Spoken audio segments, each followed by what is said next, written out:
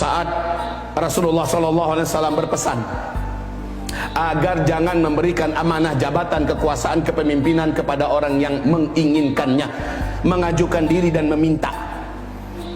Dan ini dipegang erat-erat oleh para khulafaur rasyidin, dipegang erat-erat oleh para ulama warasatul anbiya sampai hari kiamat.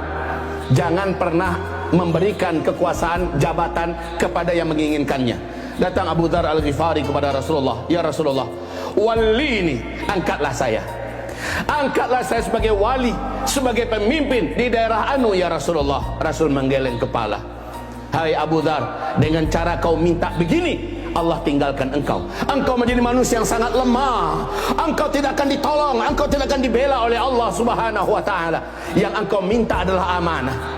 Wa innaha yaumal qiyamati khizyun wa nadamah." Jabatan yang engkau inginkan hari ini, hai Abu Dzar, akan menyebabkan engkau rendah dan dihina di dunia, dan di akhirat engkau akan dihinakan oleh Allah dalam penderitaan azab. Siapa yang minta jabatan, jangan berikan kepadanya. Maaf kalau kami katakan, maaf kalau kita sebutkan bahwa dari 3 calon yang sekarang diusung, yang kami kenal, yang kami ingat, yang kami tahu, sehingga ini menjadikan putusan kami bulat kepada orang ini, dia tidak meminta tapi diminta. Dia tidak mendatangi tapi didatangi. Inilah dia Anies Baswedan. Demi Allah, hamba Allah ini tidak fanatik pada makhluk, karena dia pun tidak pula luput daripada banyak kesalahan dan khilaf.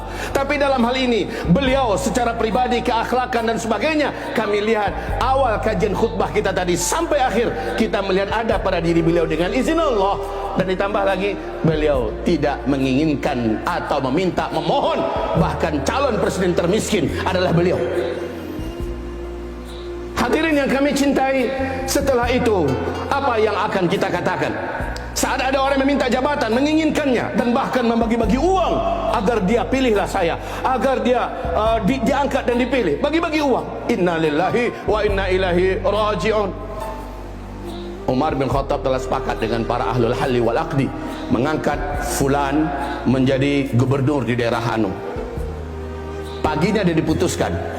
Siangnya datang orang itu, "Ya Amirul Mukminin, angkatlah saya menjadi gubernur di daerah Hanu." Kata Umar bin Khattab, "Pagi kami sepakat memang engkau yang akan kami pilih, engkau yang akan kami kirim.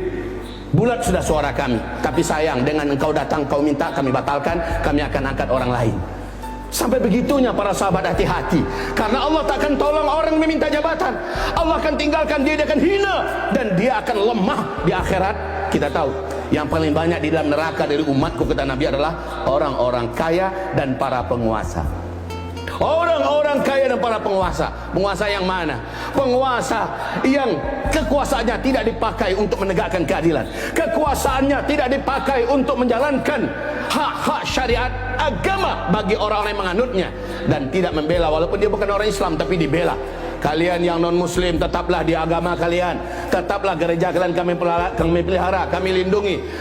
Berdaganglah kalian, hiduplah kalian normal. Sementara yang orang Islam, kalian harus menjalankan syariat agama kalian. Yang muslimah harus pakai jilbab, laki-laki ngejar ke masjid berjamaah 5 waktu. Judi haram, minum-minuman keras haram. Apa yang haram diharamkannya, apa yang halal dihalalkannya. Ini tugas dan tanggung jawab penguasa. Kalau dia tidak lakukan ini, dia hanya taat secara pribadi, rajin tahajud, suka sholat berjamaah di masjid, hanya secara pribadi. Lalu dia haji sekian kali, umrah tiap bulan. Maaf, kalau hanya ketaatan pribadi tidak bermanfaat dan tidak layak orang ini untuk diangkat menjadi penguasa dan pemimpin.